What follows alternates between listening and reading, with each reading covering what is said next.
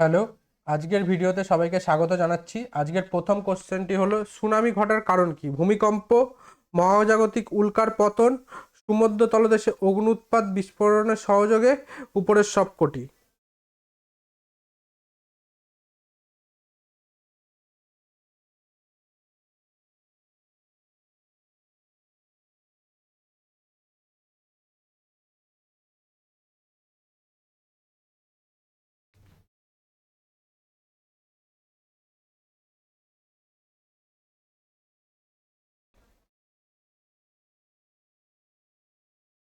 তা সুনামি ঘটার কারণ হলো ওপরের সবকটি।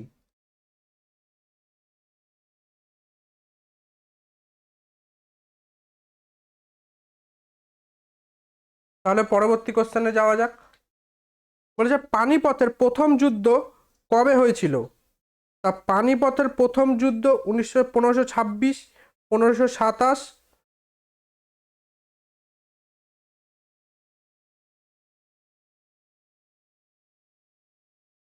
1528, 1529। তা পানিপথের প্রথম যুদ্ধ কবে হয়েছিল?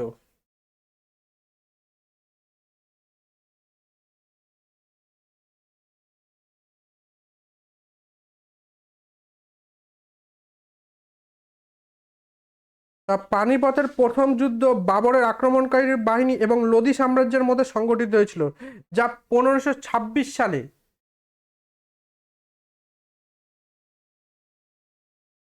1526 সালে 21শে এপ্রিল।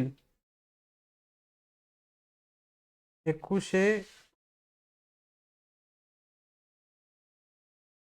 এপ্রিল উত্তর ভারতে সংগঠিত ছিল। এটি মুঘল সাম্রাজ্যের সূচনা করে। এটি ছিল গান পাউডার, আগ্নেয়াস্ত্র এবং ফিল্ড আর্টিলারি জড়িত প্রথম যুদ্ধগুলির মধ্যে একটি। আর এই যুদ্ধে ইব্রাহিম লোদিকে পরাজিত ও নিহত করেন বাবর। বাবর ও ইব্রাহিম লোদির মধ্যে হয়েছিল। ইব্রাহিম লোদির মধ্যে হয়েছিল 1526 সালে।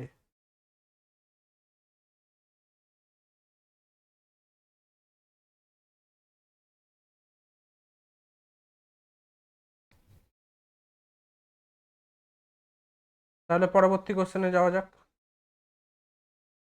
তাহলে পরের কোশ্চেন বলেছে, পুরীর জগন্নাথ মন্দিরটি কে নির্মাণ করেন? রাজা অমরনাথ বর্মন, রাজা রাজবর্মন, রাজা অনন্ত বর্মন, শশাঙ্ক বর্মন। তা পুরীর জগন্নাথ মন্দিরটি নির্মাণ করেন কে?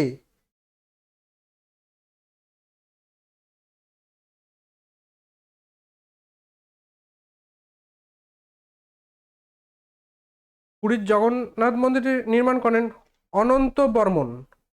অনন্ত বর্মন, রাজা অনন্ত বর্মন।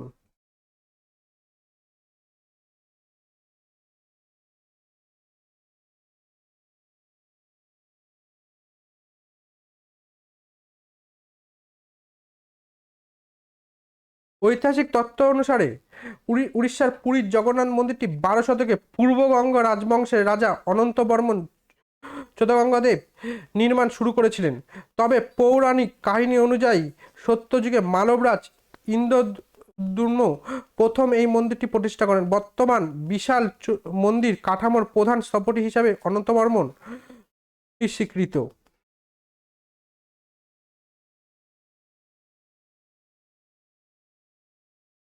তাহলে পরবর্তী কোশ্চেনে যাওয়া যাক। পরের কোশ্চেনে বলছে, ইনসুলিনের অভাবে ইনসুলিনের অভাবে যে রোগ হয়, থাইরয়েড, পোলিও, জুর, ডায়াবেটিস। তা ইনসুলিনের অভাবে যে রোগ হয় সেটি হলো ডায়াবেটিস।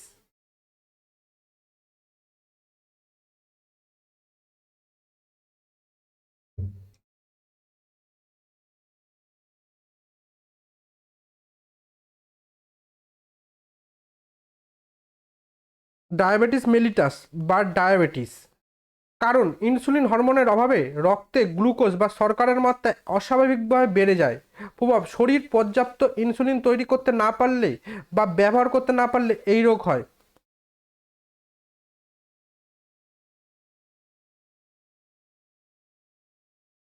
ইনসুলিনের অভাবের কারণে যে রোগ হয় তা হলো ডায়াবেটিস। এটি ডায়াবেটিস ইনসিপিটাস থেকে ভিন্ন, যা অ্যান্টিডিউরেটিক হরমোনের অভাবে হয়। তাহলে পরবর্তী কোশ্চেনে যাওয়া যাক। বলেছে অমৃতসরের স্বর্ণ মন্দিরটি কে নির্মাণ করেন?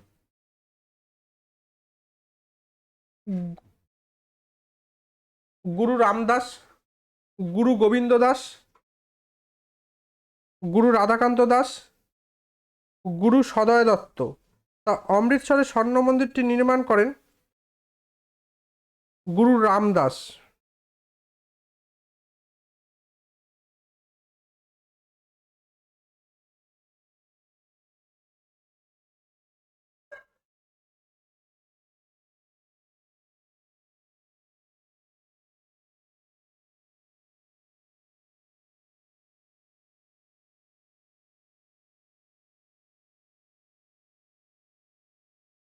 তাহলে পরবর্তী কোশ্চেনে যাওয়া যাক। বলেছে বাংলার প্রথম স্বাধীন নবাব কে ছিলেন? আলীবর্দী খাঁ, মুর্শিদ কুলি খাঁ, সিরাজউদ্দৌলা, নবাব মীর জাফর। তা বাংলার প্রথম স্বাধীন নবাব ছিল মুর্শিদ কুলি খাঁ।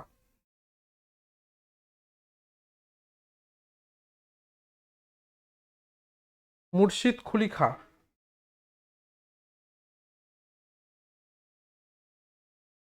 বাংলার প্রথম স্বাধীন ও স্বায়ত্তশাসিত নবাব ছিলেন মুর্শিদ কুলি খাঁ।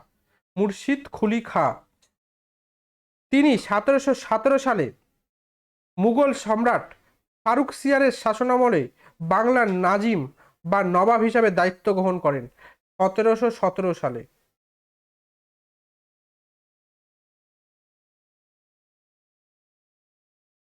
1717 সালে দায়িত্ব এবং 1727 সাল পর্যন্ত শাসন করেন।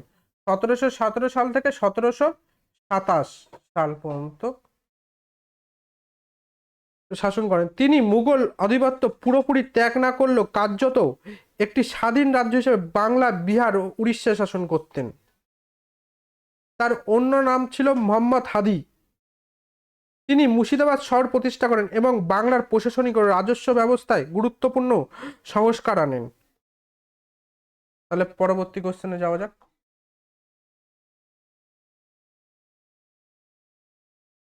বলেছে টাকিয়া কার শাসঙ্গ? বলেছে টাকিয়া কার শাসঙ্গ? ফড়িং, চিংড়ি, কেঁচো, আরশোলা। তার টাকিয়া আরশোলার শাসঙ্গ।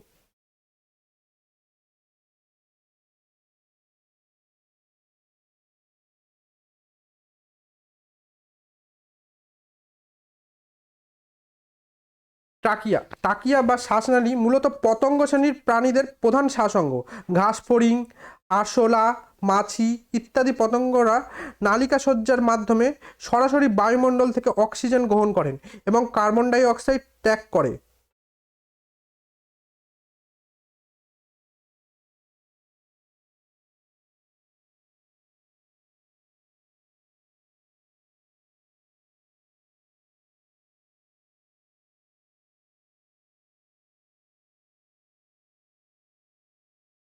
আরশোলা, ঘাস ফড়িং, মাছি, প্রজাপতি এসবদের টাকিয়া। তাহলে পরবর্তী কোশ্চেনে যাওয়া যাক।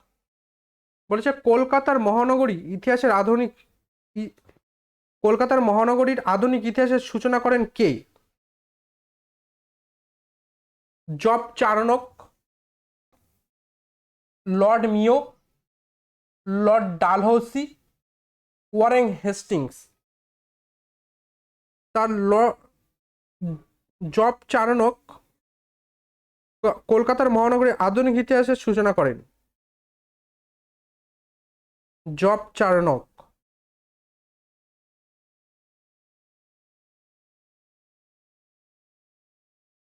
1690 সালে ব্রিটিশ ইস্ট ইন্ডিয়া কোম্পানির প্রশাসক জব চার্নক হুগলি নদীর তীরে সুটারটি, গোবিন্দপুর ও কলকাতা এই তিনটি গ্রাম নিয়ে বাণিজ্য কুঠি স্থাপনের মাধ্যমে কলকাতা মহানগরীর আধুনিক ইতিহাসের সূচনা করেন।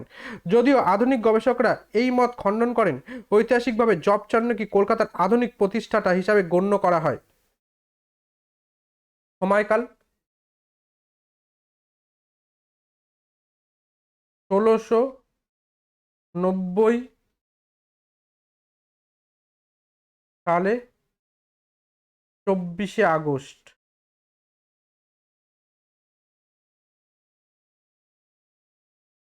তাহলে পরবর্তী কোশ্চেনে যাওয়া যাক। বলেছে মালিক কাফুর কার বিশ্বস্ত সেনাপতি ছিলেন? আকবরের, শিবাজির, আলাউদ্দিন খলজির, শেরশাহের। তা মালিক কাফুর বিশ্বস্ত সেনাপতি ছিলেন আলাউদ্দিন খলজির।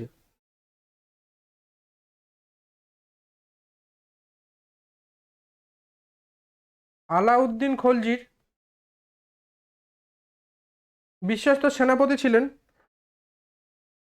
মালিক কাফুর দিল্লি সালতানাতের সুলতান আলাউদ্দিন খলজির অত্যন্ত বিশ্বস্ত এবং প্রধান সেনাপতি ছিলেন।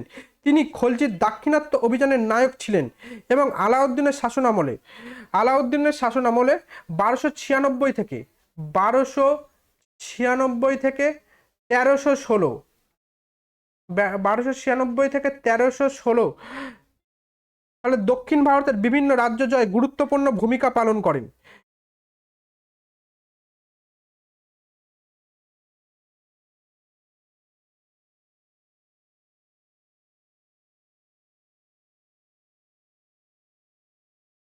তাহলে পরবর্তী কোশ্চেনে যাওয়া যাক। বলেছে উদ্ভিদের ক্লোরোফিল অভাবজনিত কারণে হয়। উদ্ভিদের ক্লোরোফিল অভাবজনিত কারণে কি রোগ হয়? ক্লোরোসিস, নেক্রোসিস, মিনামিটা, কোনোটাই নয়। তা উদ্ভিদের ক্লোরোফিলের অভাবজনিত কারণে কি রোগ হয়? উদ্ভিদের ক্লোরোফিলের অভাবজনিত কারণে কি রোগ হয়? ক্লোরোসিস।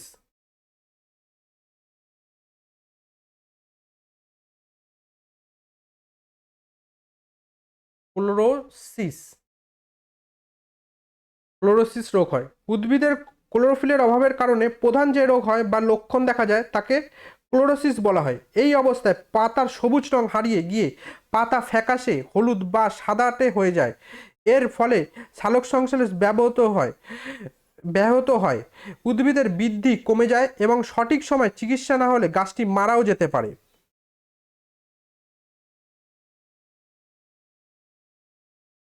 তাহলে পরবর্তী কোশ্চেনে যাওয়া যাক।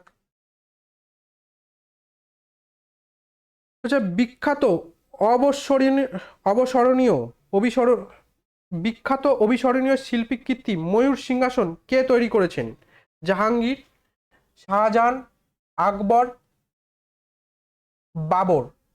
তা বিখ্যাত অবিস্মরণীয় শিল্পী কীর্তি ময়ূর সিংহাসন তৈরি করেছেন শাহজাহান।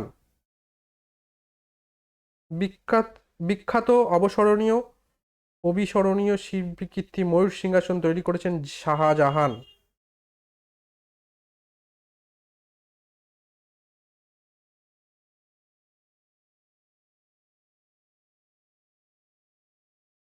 বিখ্যাত অসামান্য শিল্পীকৃতি ময়ূর সিংহাসন মুঘল সম্রাট শাহজাহান নির্মাণ করেছিলেন 17 শতাব্দীতে। 1628 থেকে 1635 খ্রিস্টাব্দ। বেবাদল খাঁয়ের তত্ত্বাবধানে এটি তৈরিতে সোনার সাথে প্রচুর মূল্যবান রত্ন, হীরা ও মরকতমণি ব্যবহৃত হয়, যার খরচ তাজমহলের থেকেও দ্বিগুণ ছিল বলে জানা যায়। নির্মাণকাল ছিল 1628 থেকে 1635। 1628 থেকে 1635 সাল খ্রিস্টাব্দ। 1739 সালে 1739 সালে পারস্যের শাসক নাদির শাহ ভারত আক্রমণের সময় এটি নিয়ে যান। তাহলে 1739 সালে 1739 পারস্যের শাসক নাদির শাহ ভারত আক্রমণের সময় এটি নিয়ে চলে যান। তাহলে পরবর্তী কোশ্চেনে যাওয়া যাক। বলেছে জটায়ু চরিত্রের স্রষ্টাকে? প্রেমেন্দ্র মিত্র, সত্যজিৎ রায়, নারায়ণ গঙ্গোপাধ্যায়, তারাশঙ্কর বন্দ্যোপাধ্যায়। তা জটায়ু চরিত্রের স্রষ্টা হলেন সত্যজিৎ রায়।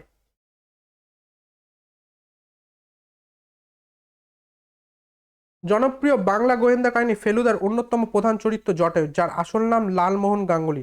এর স্রষ্টা হলেন বিশিষ্ট চলচ্চিত্র পরিচালক ও সাহিত্যিক সত্যজিৎ রায়। তিনি ফেলুদা সিরিজের উপন্যাস ও গল্পগুলোতে এই হাস্যরসাত্মক হাস্য একটা কাহিনী অথচ গুরুত্বপূর্ণ চরিত্রটি সৃষ্টি করেছেন।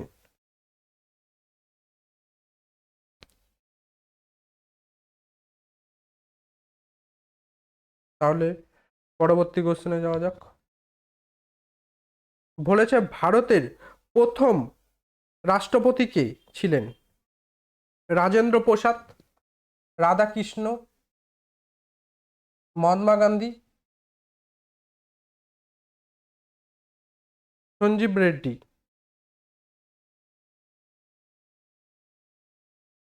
তা ভারতের প্রথম রাষ্ট্রপতি ছিলেন রাজেন্দ্র প্রসাদ। ভারতের প্রথম রাষ্ট্রপতি ডক্টর রাজেন্দ্র প্রসাদ। তিনি 1950 সালে 26শে জানুয়ারি 1950 সালে 26শে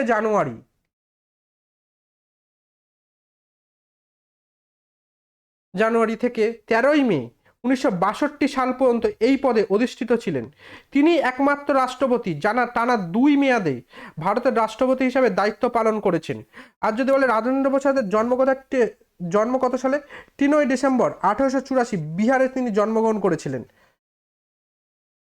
তাহলে তিনি রাষ্ট্রপতি কবে হয়েছিলেন? 1950 সালের 26শে জানুয়ারি থেকে 13ই মে 1962 সাল পর্যন্ত। আর তিনি একমাত্র রাষ্ট্রপতি যিনি টানা 2 মেয়াদে ভারতের রাষ্ট্রপতি হিসাবে দায়িত্ব পালন করেছিলেন।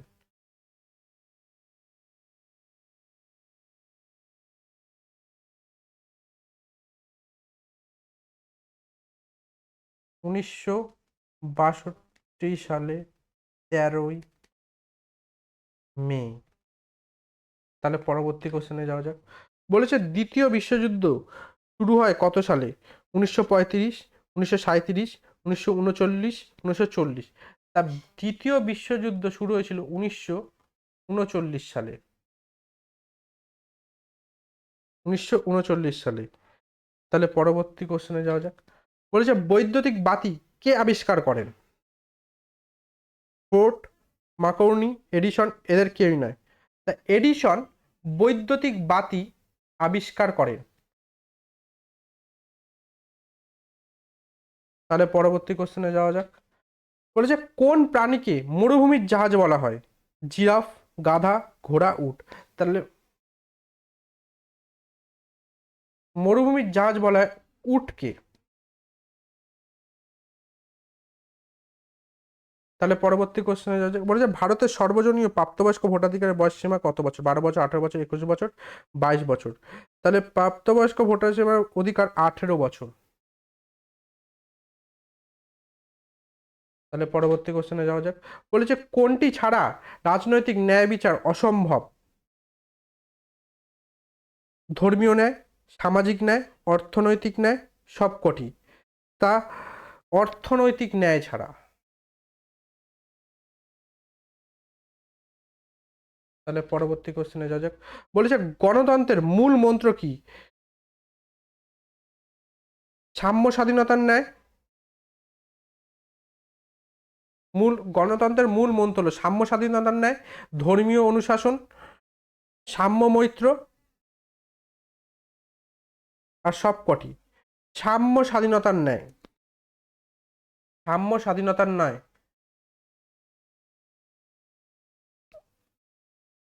গণতন্ত্রের মূল মন্ত্র হলো জনগণের জন্য, জনগণের দ্বারা, জনগণের শাসন। Government of the people the by the people for the people, government of the people by the people for the people. এটি মূলত জনগণের শাসন, যেখানে ভোটাধিকার, সমতা, স্বাধীনতা, আইনের শাসন, স্বচ্ছতা এবং জবাবদিহিতার মাধ্যমে রাষ্ট্র পরিচালিত হবে। সহজ কথায় গণতন্ত্র হলো জনগণের শক্তি। তাহলে পরবর্তী কোশ্চেনে যাওয়া যাক। বলেছে ভারতের স্থল, নৌ এবং বিমান বাহিনীর প্রধান কে? প্রধানমন্ত্রী, রাষ্ট্রপতি,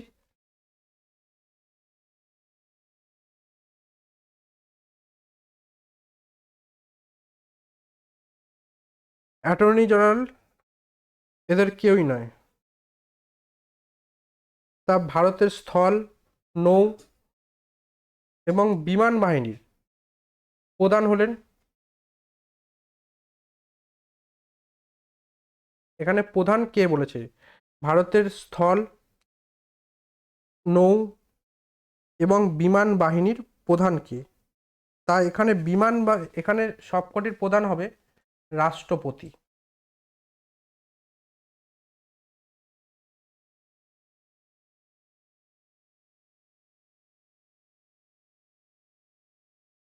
রাষ্ট্রপতি।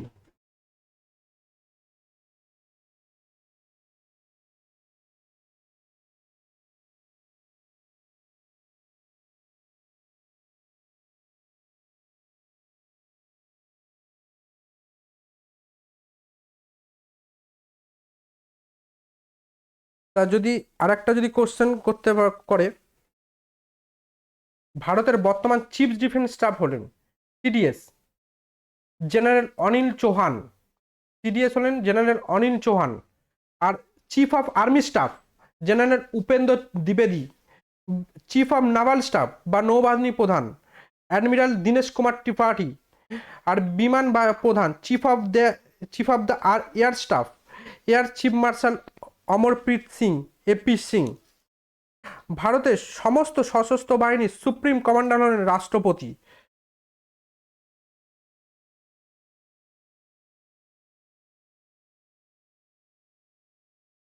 তাহলে আজকের মতো ক্লাসটা এখানেই শেষ করছি। দেখা হচ্ছে পরের ভিডিওতে।